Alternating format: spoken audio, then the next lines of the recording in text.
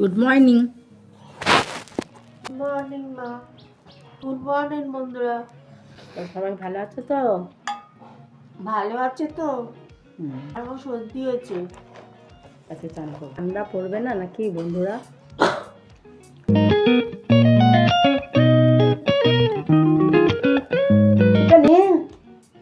তাড়াতাড়ি নিয়ে আমাকে খেয়ে ছেড়ে দে। ঘর মুছবো, চান টান করে ইসে যাবো, বাজারে যাবো।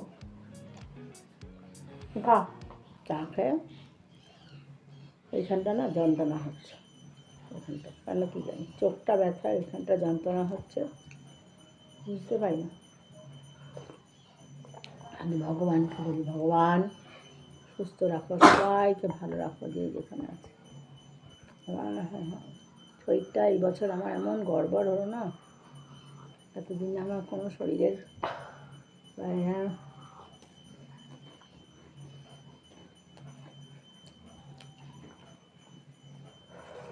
গ্যাসে ভাত হচ্ছে।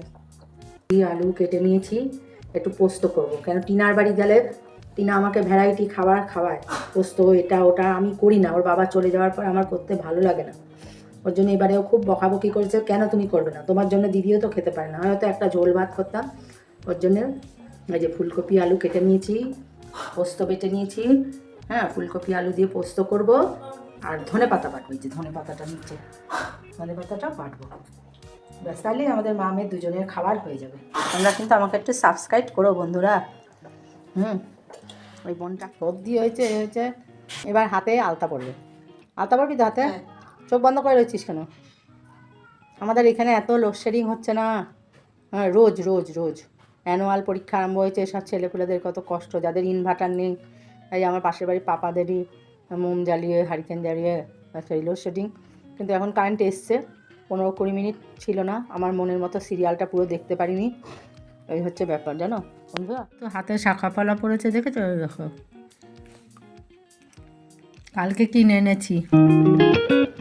আজকে এত বড় মেয়ে, ও যদি সুস্থ থাকতো তাহলে আজকে তো আমি ওকে বিয়ে দিয়ে দিতে পারতাম, আমার কোনো চিন্তা থাকতো না। আমার ঈশ্বরের কাছে একটাই কথা, পাড়ার লোক কেন অনেকেই আমাকে বলে, তোমার যদি ফট করে কিছু হয়, ও বাবা মান্তু মা মা করে। আমি না, আমার ঈশ্বরের কাছে আমি একটা জিনিস চেয়েছি, যে ঠাকুর আমাকেও নেবে পৃথিবীর, আমরা কেউই থাকবো না সারা জীবন, কিন্তু আমার 1 ঘন্টা কেন, আধ ঘন্টা আগে আমার মান্তুকে নেবে, তারপরে আমাকে নেবে। জানো বন্ধুরা, এইটা আমি ঠাকুরের কাছে বলে রেখেছি।